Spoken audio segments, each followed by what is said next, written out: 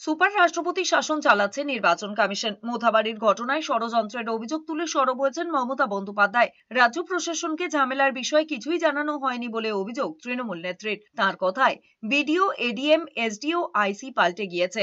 মমতা বন্দ্যোপাধ্যায়ের আরো দাবি, হাত থেকে সব ক্ষমতা কেড়ে নিয়েছে নির্বাচন কমিশন, আর এখন সুপার রাষ্ট্রপতি শাসন চালানো হচ্ছে। একদিকে কেন্দ্রীয় স্বরাষ্ট্রমন্ত্রী অমিত শাহ, অন্যদিকে রয়েছেন রাজ্যপাল আর.এন. রবি।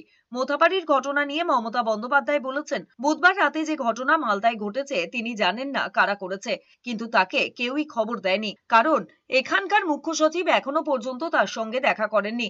রাতে সাংবাদিকদের কাছ থেকে বিষয়টি জানতে পারেন বলে দাবি করেছেন মমতা বন্দ্যোপাধ্যায়। তিনি আরো বলেছেন, মুর্শিদাবাদ, মালদা, উত্তর দিনাজপুর জুড়ে বিজেপির গেম প্ল্যান অনুযায়ী ভবানীপুর কেন্দ্রেও 1.5খানা ওয়ার্ডে সংখ্যালঘুদের নাম বাদ গিয়েছে।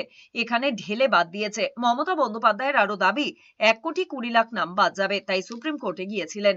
একদিকে হোম মিনিস্টার আর একদিকে রাজ্যপালকে ডেকে নিয়ে কালকে যে ঘটনা মালদায় ঘটেছে, জানি না কারা করেছে, কিন্তু আমার কাছে কেউ কোনো খবর দেয়নি।